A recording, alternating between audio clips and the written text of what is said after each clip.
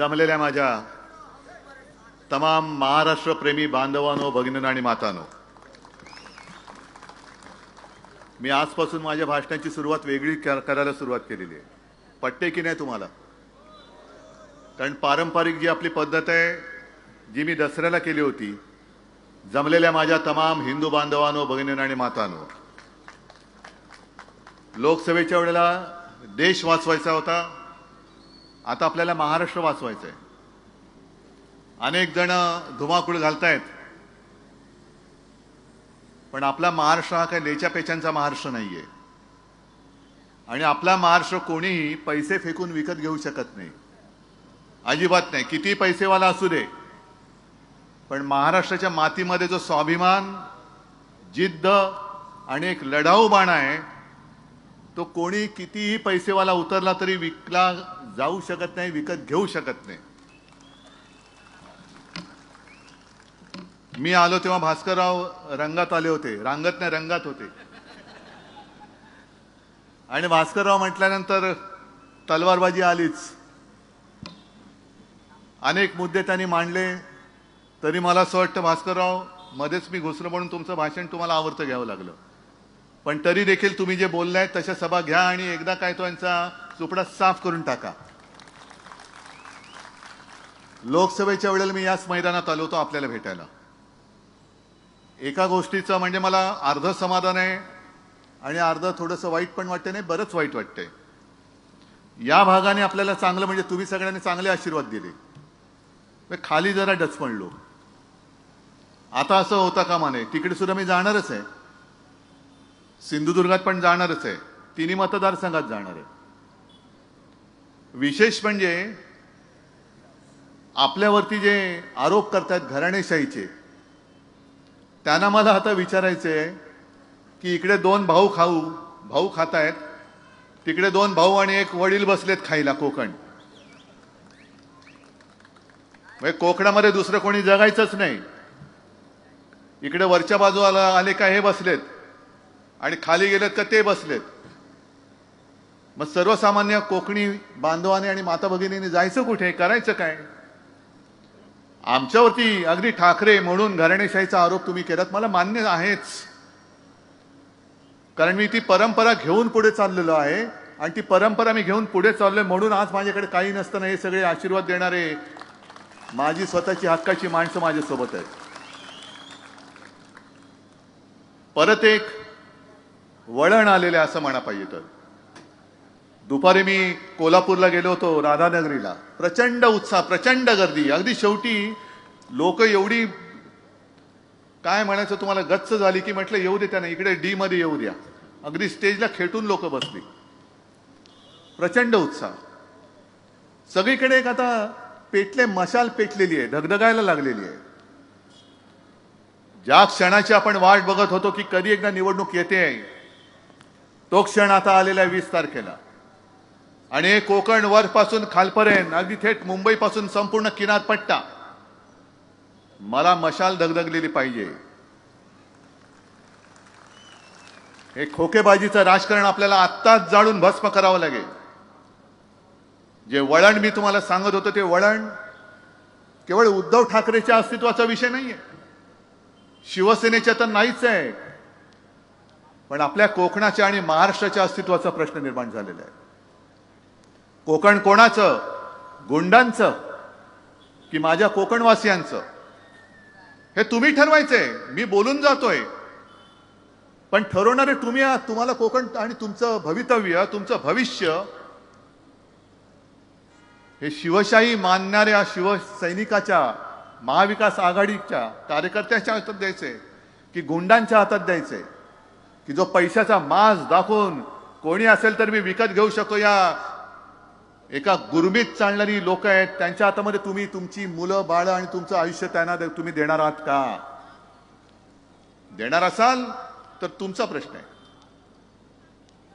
पण जे घेऊ इच्छितात त्यांना कळलं पाहिजे की तुमच्यात आणि त्यांच्यात मी उभा आहे, उद्धव बाळासाहेब ठाकरे उभा आहे.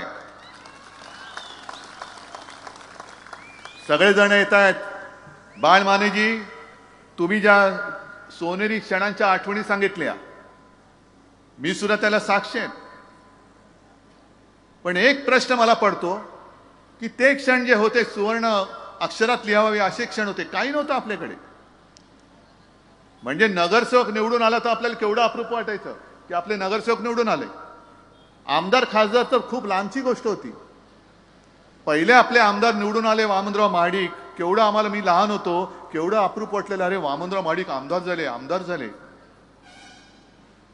त्याच्यानंतर वामनराव महाडिकच पहिले खासदार झाले. अरे वामनराव खासदार झाले. खासदार म्हणजे काय होतं, आमदार म्हणजे काय होतं, मुंबईचा महापौर म्हणजे मोठं पद आहेच ते. पण आपल्याकडे काहीही नव्हतं तेव्हा आपण एकत्र आलो होतो. एक वेळ होतं आपल्यामध्ये की नाही, आपल्या देशासाठी आपण एकत्र आलं पाहिजे, हिंदुत्वासाठी आलं पाहिजे, राज्यासाठी आलं पाहिजे. लढत म्हणजे हा लढा कधी संपतोय की नाही, अशा परिस्थितीमध्ये शिवसेना आणि भारतीय जनता पक्ष एकत्र राहिली होती.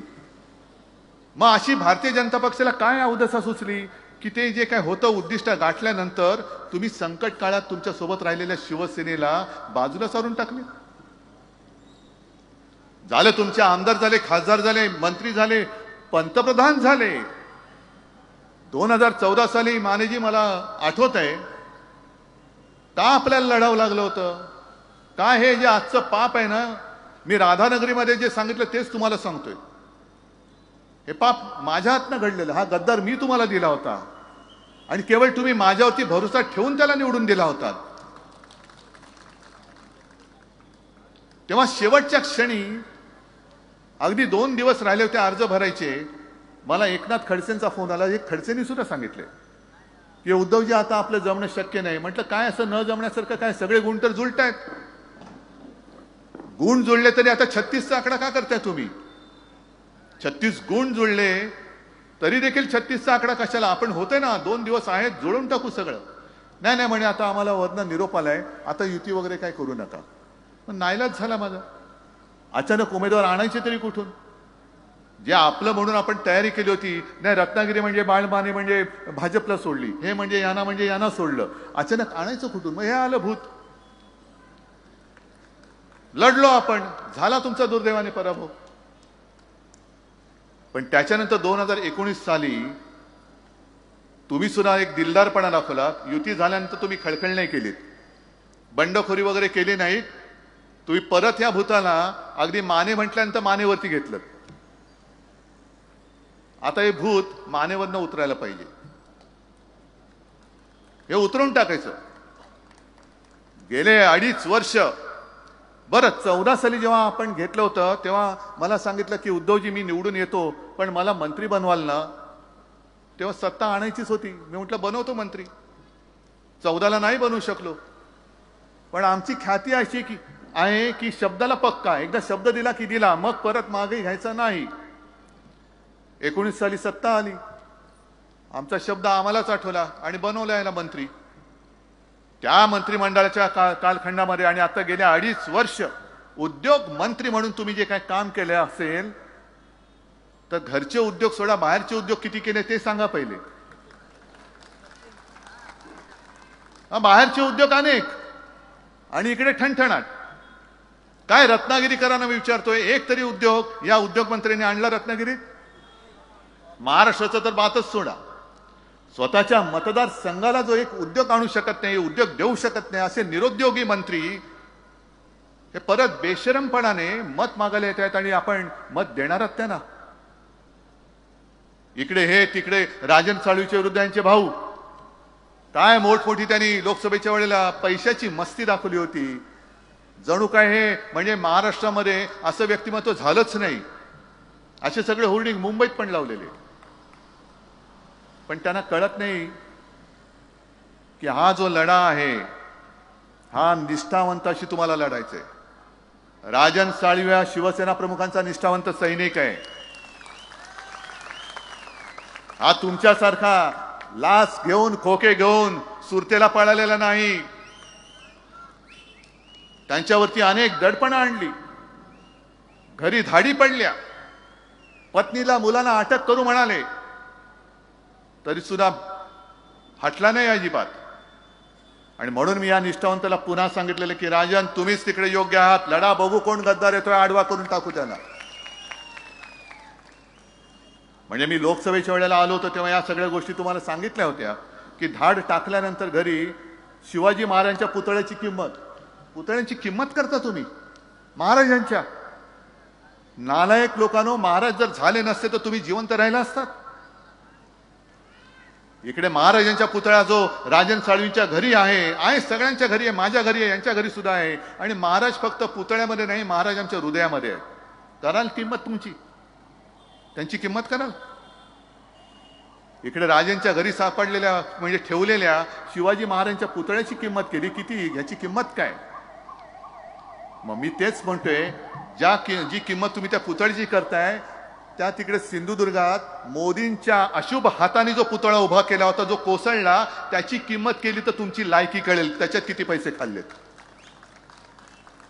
पण फसवलं आपल्याला. पंतप्रधान आले, पंतप्रधानांच्या हस्ते शिवाजी महाराजांच्या पुतळ्याचं अनावरण, आणि 8 महिन्यामध्ये पुतळा पडतो. महाराजांचा पुतळा पडू शकतो आणि महाराष्ट्र ते सहन करू शकतो. त्याच्यानंतर मोदीजींच्या ते लक्षात आलं की अरे ये तो कुछ तो गले पे अटक रहा है.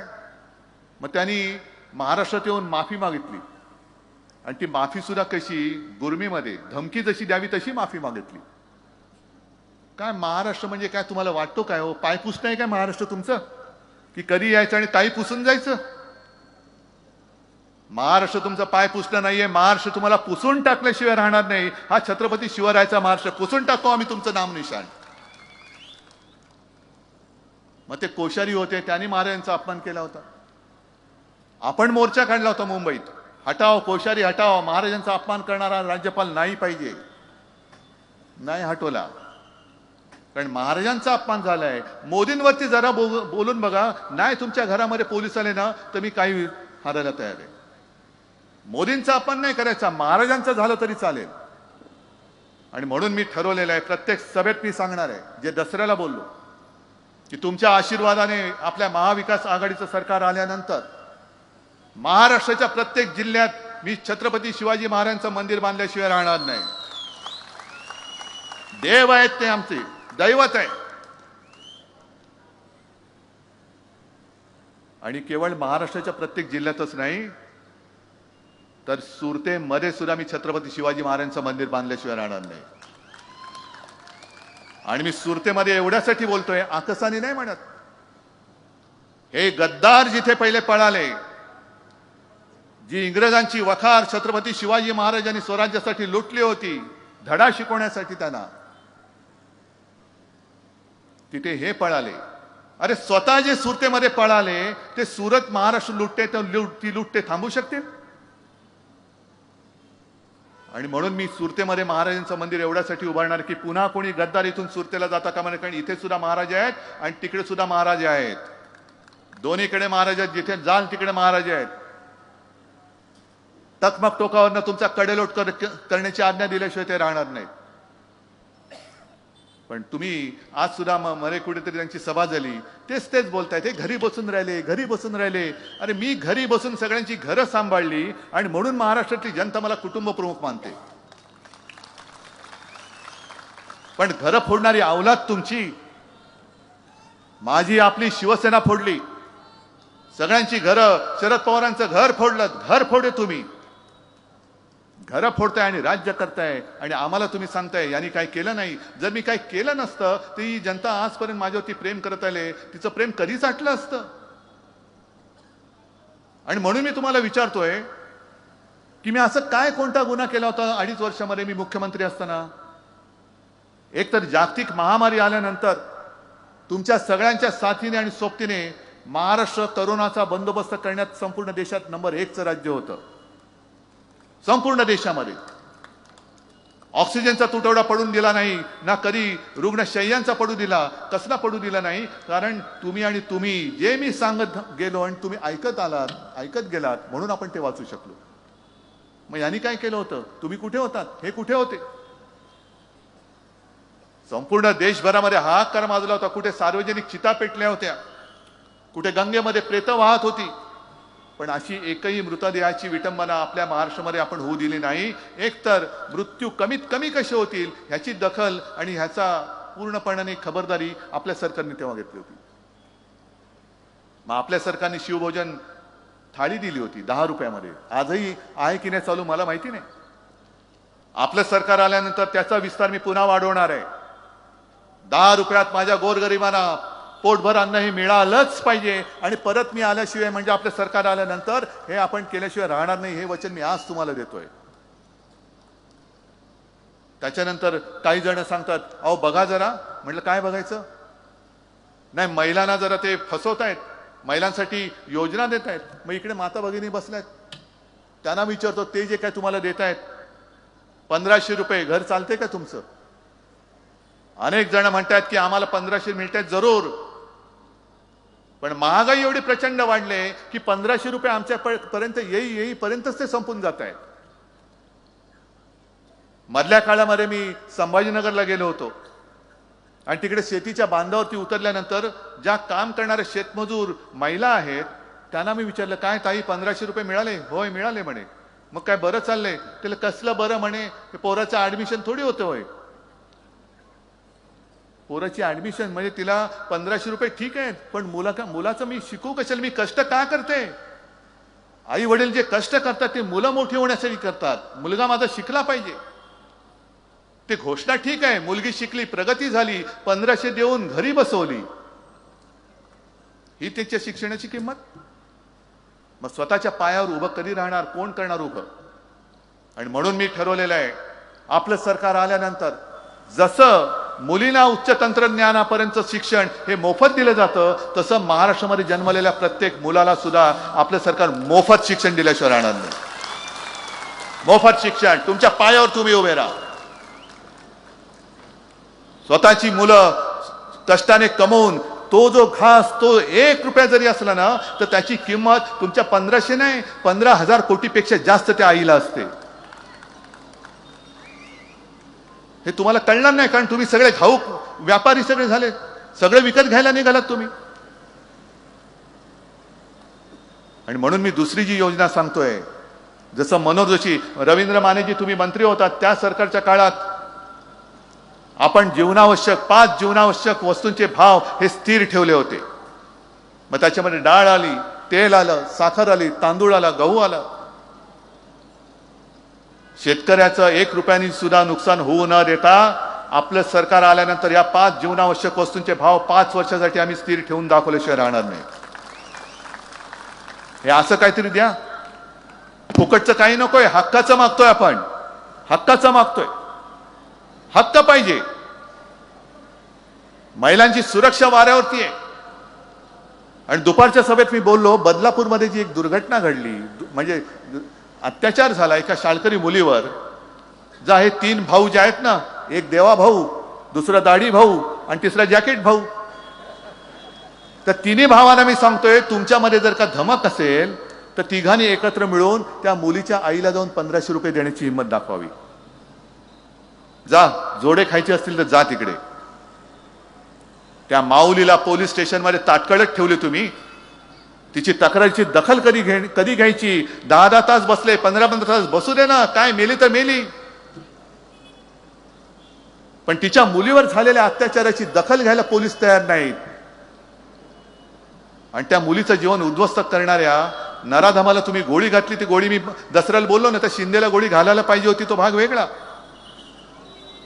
पण महिलांची सुरक्षा वाऱ्यावरती आहे. म्हणून आम्ही ठरवले, एक तर जसं पोलीस स्टेशन एक सर्वसाधारण पोलीस स्टेशन असतं, तसं महिलांसाठी पोलीस अधिकारी आणि महिला पोलीस शिपाई असलेली स्वतंत्र पोलीस ठाणी आम्ही महाराष्ट्रामध्ये निर्माण करू. जिकडे महिला जातील त्यांची तक्रारीची दखल त्वरित घेतली जाईल आणि ताबडतोब कारवाई होईल. शिक्षण आहे, सगळं आहे, ह्याच्याकडे कोणाचं लक्षच नाहीये. फक्त आमदार कसे फोडायचे, सत्ता कशी आणायची, घे हा मोठा झाला घे त्याला, तो मोठा झाला घे त्याला. काय सट्टा बाजार लावलाय तुम्ही? आज सुद्धा रोजगाराच्या नावाने सगळं ठणठणाट आहे. कुठेही नवीन रोजगार आलेले नाही. कोरोनाच्या काळामध्ये आपण 6.5 लाख कोटींचे सामंजस्य करार करून दाखवले होते. आणि आपलं सरकार जर काही या गद्दारांनी पाडलं नसतं तर आज त्याच्यापैकी बरेचसे उद्योग हे महाराष्ट्रामध्ये सुरू झालेले आपल्याला दिसले असते. पण या उद्योगाबद्दल बोलायचं नाही. आणि उद्योग कोणते द्यायचे? म्हणजे टाटा एअरबस कुठे नेला? गुजरात. आणि माझ्या कोकणाच्या माथ्यावर काय मारतायत? बारसू रिफायनरी. बारसू पाहिजे तुम्हाला, म्हणजे बारसू मला पाहिजेच, पण रिफायनरी पाहिजे. मग जसं मी नाणारच्या वेळेला एक वचन दिलं होतं आणि मी ते करून दाखवलं, नाणार रिफायनरी रद्द करून दाखवली होती, तसंच मी वचन देतोय की तुमचा आशीर्वाद द्या, मी बारसू रिफायनरी इकडनं हद्दपार करून दाखवतो, रद्द करून दाखवतो. आहे त्यावेळेला एक गफलत होती, असं भासवलं जात होतं की हे खूप चांगलं आहे. पण जनतेला विचारण्याच्या ऐवजी, विचारण्याच्या आधी तुम्ही जनतेच्या माथ्यावरती प्रकल्प लादताय. आणि हेच जे काय सगळी गोष्ट आहे ती कुठली MIDC रद्द केलेली पुन्हा जिवंत केली, कशासाठी केली, कोणासाठी केली, कोणाच्या सांगण्यावरून केली? जनतेला काय हवंय, जनतेला काय आवश्यक आहे, तुमच्या कॉन्ट्रॅक्टर मित्राला काय पाहिजे, त्याच्यासाठी माझी जनता नाहीये. मला मोठा धक्का असा बसला, मला असं वाटलं होतं की अदानीचा प्रकल्प हा धारावी पुरताच आणि मुंबई पुरता मर्यादित आहे. म्हणजे अदानीचा हा राक्षस हा फक्त मुंबईमध्ये आहे. पण मी राधानगरीला गेल्यानंतर तिथल्या आपल्या उमेदवारांनी सांगितलं, KP पाटील, की आमचं हक्काचं पाणी ह्यांनी अदानीला विकले. म्हटलं पाणी विकतायत? तिकडे मुंबई विकली, तिकडे कोल्हापूरमध्ये पाणी विकलं, चंद्रपूरमधली एक शाळा अदानीला दिली. म्हणजे काय महाराष्ट्राचं नाव, हा महाराष्ट्र कोणाचा आहे? छत्रपती शिवाजी महाराजांचा राहणार आहे का अदानीचा महाराष्ट्र होणार आहे? शाहू फुले आंबेडकरांचा महाराष्ट्र राहणार आहे का मोदी आणि शहांचा महाराष्ट्र होणार आहे? या सगळ्या गोष्टी ठरवणार ही निवडणूक आहे. काय लोक जे ऐकतायत, सगळीकडे जाहिराती आता खूप झालेल्या आहेत, सगळ्या जाहिराती, आम्ही तेच बोलतोय, तेही तेच बोलतायत. पण शेवटी जनता विचारते, बाबा तुमचं भांडण तुमच्यापाशी ठेवा, तुम्ही मला काय देणार आहात? आम्ही हे तुम्हाला देणार आहोत. 5 जीवनावश्यक वस्तूंचे भाव स्थिर, तुमच्या मुलांना मोफत शिक्षण, मुलांसाठी शिकल्यानंतर रोजगारासाठी औद्योगिक, जागतिक दर्जाचं औद्योगिक केंद्र हे मुंबईत आणि महाराष्ट्रामध्ये आपण आणणार आहोत. जे सुद्धा केंद्र यांनी गुजरातचं पळवलं, वित्तीय केंद्र, सगळं गुजरात, गुजरात, गुजरात. गद्दार पळाले गुजरात, उद्योग पळाले गुजरात. महाराष्ट्राचं मंत्रालय सुद्धा उदयाने गुजरातला नेलं तर आश्चर्य वाटण्याचं कारण नाहीये. कारण एवढी जुलम आणि दडपशाही चालले, कोणी यांच्याकडे जाब विचारण्याचं धाडस करत नाही. एकटी फक्त शिवसेना, आणि म्हणून तुमची शिवसेना, आपली शिवसेना त्यांनी फोडून टाकली. कारण मी तिकडे मध्ये होतो मुख्यमंत्री म्हणून, दिल्लीची हिंमत नव्हती महाराष्ट्राकडे वाकड्या नजरेने बघण्याची. काय हिंमत होती? एक सुद्धा उद्योग मी नेऊ दिला नव्हता. आणि पुन्हा आपलं सरकार आल्यानंतर हे सगळे पळवलेले उद्योग, ठीक आहे तिकडे सुखात असतील तर असू दे, पण नवे उद्योग मी महाराष्ट्रात आणल्याशिवाय राहणार नाही. जे करोना काळात मी करून दाखवलं होतं, मी करून दाखवलंय, म्हणून मी आत्मविश्वासाने बोलतोय. पण या सगळ्या गोष्टी तुम्हाला हवेत की नको आहेत? आज सुद्धा या सगळी यादी आहे मोठी, वाचायची तरी किती? टाटा एअरबस गेला गुजरात, वेदांता फॉक्सकॉन गुजरात, बलग्रक पार्क गुजरात, सगळं गुजरात. मोठं वित्तीय केंद्र गुजरात, गद्दार पळाले गुजरात. अरे काय महाराष्ट्रामध्ये काय शिल्लक ठेवणार आहेत की नाही? का महाराष्ट्रामध्ये नुसता बेकारीचा तांडा फिरवणार आहात तुम्ही? महाराष्ट्राच्या हातामध्ये काय भिकेचा कटोरा तुम्ही देणार आहात? रोज उठून तुमच्या पायाशी यायचं आणि भीक द्या म्हणून सांगायचं, दे दान सुटेगिरान म्हणून तुमच्या मोदीशांच्या दारात उभं राहायचं? हा भाजप मला मान्य नाही आणि हे यांचं हिंदुत्व मला मान्य नाहीये. मानेजी, आज तुम्ही आपल्या सोबत आलात या व्यासपीठावर, मी आता तुम्हाला सगळ्यांना कळेल, आणि इथे सुद्धा भाजपचे आणि अगदी संघाचे लोक असतील त्यांना मी नम्रतेने सांगू इच्छितो की बाळमानेंच्या वेदना त्यांना विचारा की ज्यांनी भाजप रुजवला ती लोक आता नको आहेत. भाजपचे अध्यक्ष नड्डा सांगतायत आता आम्हाला संघाची गरज नाहीये. मग कोणासाठी काम करताय? 100 वर्ष तुम्ही तुमच्या पिढ्याने पिढ्या संपूर्णपणे वाया घालवल्यात. कोणाला डोक्यावरती घेऊन बसलात तुम्ही? हा भाजप संघवाल्याने तरी मान्य आहे का? आणि भाजपच्या जुन्या कार्यकर्त्यांना तरी हा भाजप मान्य आहे का? हे नेतृत्व भाजपचं मान्य आहे का? आज कोकणामध्ये बघाल तर हे सगळी भगव्याचे पाईक महाविकास आघाडीचे सगळे उमेदवार आहेत. एखाद दुसरा कुठेतरी सोडला तरी आपल्याच परिवारातली लोक आपल्यासमोर मी उमेदवार म्हणून दिलेले आहेत. पण भारतीय जनता पक्षाचं जे आज झालेलं आहे, मी दसरा मेळाव्यात जे बोललो की आपल्या इकडे कापूस वगैरे नाही, पण विदर्भात गेल्यानंतर कापसाला एक तो कापसावरती एक रोग आहे, तो कुठला मी विसरलो, डिंक्या रोग म्हणतात वाटतं त्याला. तो खोडाला लागतो आणि खोड पोखराला लागतोय. तसा हा दाढीवाला खोडकिडा हा भाजपला लागलेला आहे. भाजपच पोखरून टाकतोय. तोय सगळे सगळे उपरे सगळे भाजपामध्ये जात आहेत. कसा राहिलाय कुठे भाजप? तो अटलजींचा भाजप गेला कुठे? अडवाणीजींचा भाजप गेला कुठे? अगदी जुनी जुनी जी लोक होती त्यांनी निर्माण खस्ता खाऊन खाऊन वेळ प्रसंगी रक्त सांडून मेहनत करून जे एक स्वप्न जोपासलं होतं त्या स्वप्नाला आता हा खोडकिडा लागलेला आहे. हा खोडकिडा लागलेला भाजप, ह्या भाजप म्हणून मानायला तुम्ही तयार आहात का? हे मी ओरिजिनल भाजपच्या कार्यकर्त्यांना विचारतोय. बरं, दुसरा महत्वाचा प्रश्न असा की एक प्रश्न मी तुम्हाला विचारतो, पण मी विचारल्यानंतर ती व्यक्ती ओरिजिनल कोणत्या पक्षाची हे तुम्ही उत्तर द्यायचं. देताय? तयार आहात? जसं आपण टीव्हीवरती बघतो ना, अब आपका समय सुरू हो रहा है, तसं मी तुम्हाला सांगतो हे सरकार आणि विधिमंडळ आहे. या विधिमंडळाकडे बघितलं तर मुख्यमंत्री ओरिजिनल कोणत्या पक्षाचा? आत्ताचा जो मुख्यमंत्री आहे गद्दार, तो ओरिजिनल कोणत्या पक्षाचा आहे? हा, अरे मोठ्याने बोला ना. शिवसेना. दोन्ही सभागृहाचे अध्यक्ष कोणत्या पक्षाचे आहेत? दोन्ही सभागृहाचे विरोधी पक्ष नेते कोणत्या पक्षाचे आहेत? अर्धे अधिक मंत्री कोणत्या पक्षाचे आहेत? अरे मग एवढं वैभव तुमच्या सोबत अधिकृत होतं, का शेण खाल्लत? मग शिवसेना नको, म्हणजे ओरिजिनल शिवसेना नको, उद्धव ठाकरे नको. उद्धव ठाकरे ना मोदीजी गेल्या वेळेला बालासाहेब की नकली संतान म्हणतात आणि निर्लज्जपणाने माझी माणसं उरावरती, तुमच्या लोकांच्या उरावरती बसून तुम्ही तुमचा टेंबा मिरवता. हे कोणतं राज्य आहे? कुठे चाललोत आपण? महाराष्ट्राला दिशा देण्याची वेळ आलेली आहे आणि महाराष्ट्राला दिशा देण्याचा जो अधिकार आहे हा तुमच्या हातामध्ये.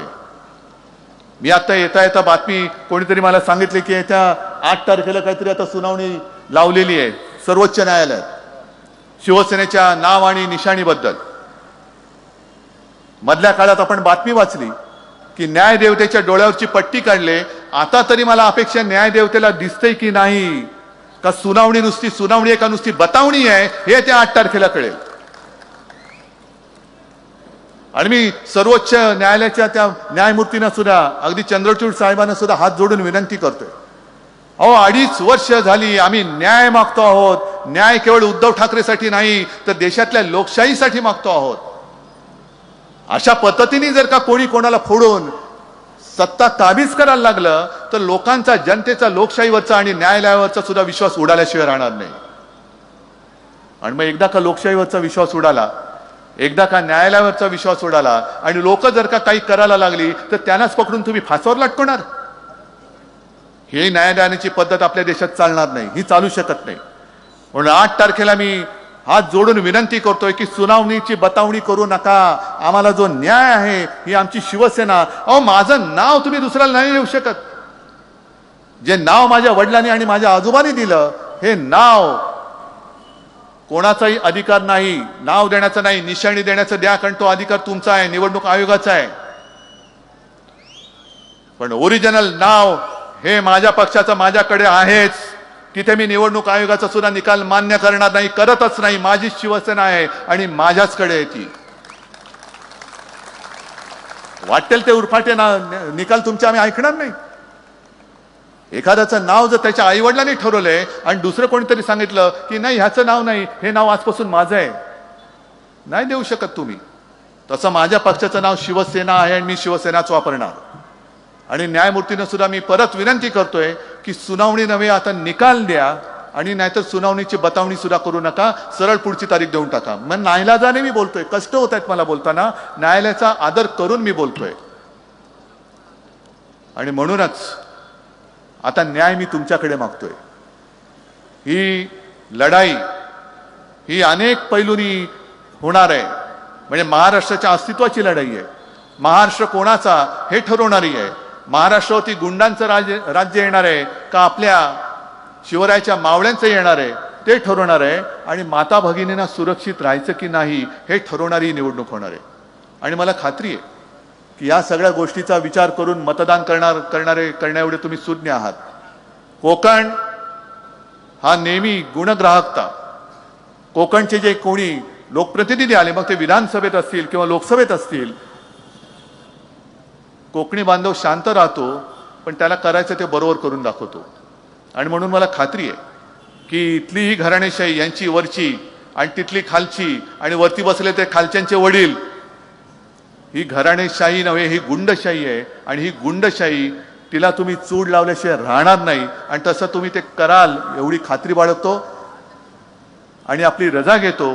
जय हिंद, जय महाराष्ट्र.